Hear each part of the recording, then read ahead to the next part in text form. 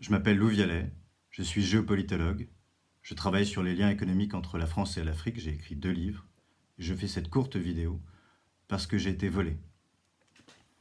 Le vol de propriété intellectuelle, c'est comme un vol de moto, c'est du vol. Celui-ci est puni dans certains pays par le fait de couper la main du voleur.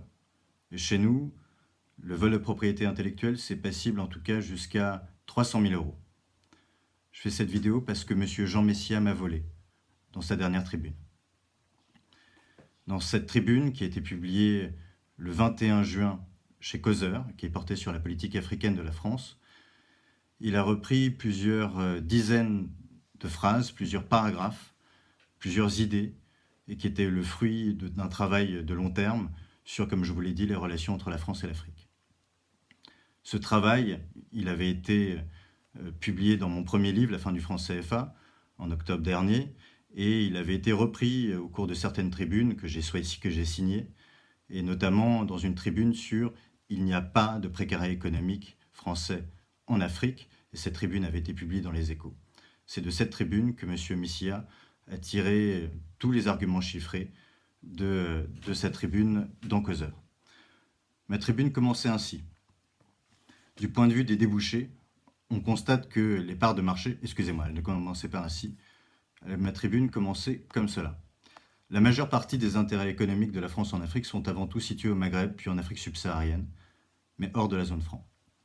Celle-ci ne représente qu'un peu moins de la moitié de ces échanges au sud du Sahara, et 12,5% de l'ensemble des échanges pratiqués par la France en Afrique. En 2018, parmi les 5 premiers partenaires commerciaux de la France en Afrique, aucun n'était issu de la zone franc. On y comptait le Maroc en première position, l'Algérie, la Tunisie, le Nigeria et l'Afrique du Sud.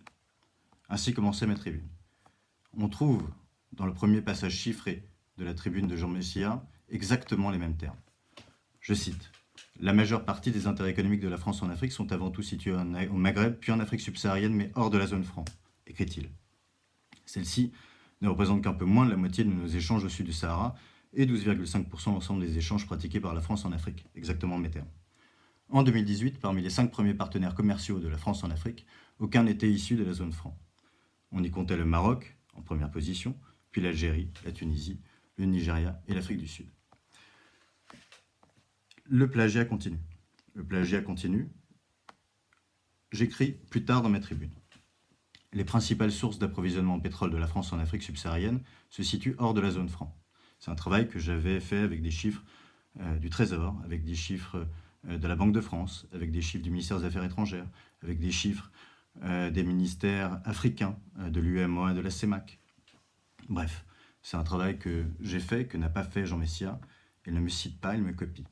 Je continue encore, donc au Nigeria, en Angola, qui sont respectivement les 3e et 5e fournisseurs en pétrole brut de la France dans le monde, derrière la Russie, donc ses principales sources, le Kazakhstan et l'Arabie Saoudite. Pour le gaz naturel, disais-je, la France ne s'approvisionne pas dans la zone franc, mais en Norvège, en Russie, aux Pays-Bas, en Algérie, au Qatar et enfin au Nigeria. Alors, Jean Messia me reprend intégralement. Les principales sources, écrit-il, il y a quelques jours, les principales sources d'approvisionnement en pétrole de la France en Afrique subsaharienne se situent également hors de la zone franc, cite la zone franc alors qu'il n'en a jamais parlé au début de sa tribune, au Nigeria, en Angola, qui sont respectivement les 3e et 5e fournisseurs en pétrole brut de la France dans le monde, derrière la Russie, le Kazakhstan et l'Arabie Saoudite. Pour le gaz naturel, me copie-t-il, la France ne s'approvisionne pas non plus dans la zone franc, mais en Norvège, en Russie, aux Pays-Bas, en Algérie, au Qatar et enfin au Nigeria. Le plagiat continue. Et j'en aurai bientôt terminé, on conclura cette courte vidéo en tirant des leçons. J'écris encore dans ma tribune des Échos, qui reprend ma réflexion de mon premier livre, La fin du franc CFA, j'écris « Du point de vue des débouchés, on constate que les parts de marché des entreprises françaises en Afrique se sont fortement réduites ces 20 dernières années.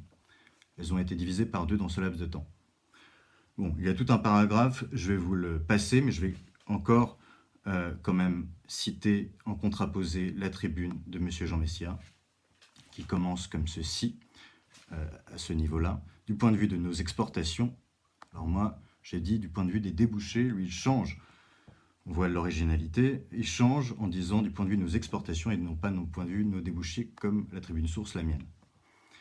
Du point de vue de nos exportations, on constate que les parts de marché des entreprises françaises en Afrique se sont fortement réduites ces 20 dernières années, connaissant une division par 2.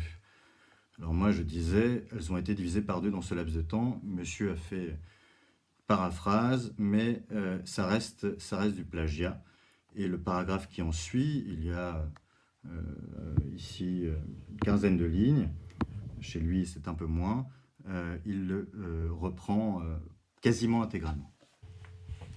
Bien, c'est du vol, c'est du plagiat, c'est intolérable pour quelqu'un qui a passé du temps à travailler et qui se fait voler finalement en plein jour.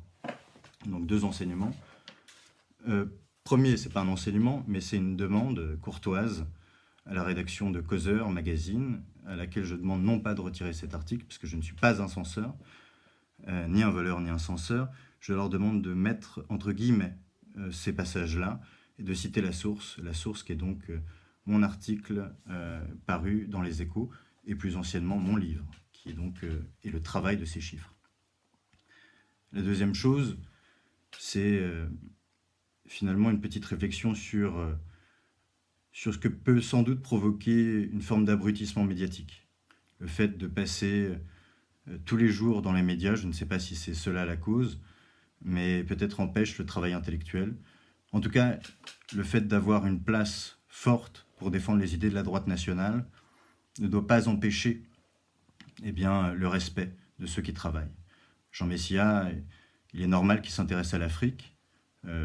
L'Afrique est un sujet extrêmement important pour l'avenir de la France et de l'Europe, un sujet sécuritaire, un sujet migratoire, un sujet écologique.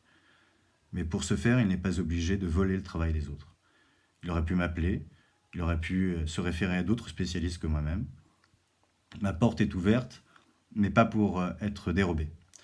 Donc je lui demande de s'excuser et de ne pas refaire ce geste, ce vol qui n'est pas digne d'un représentant du camp national.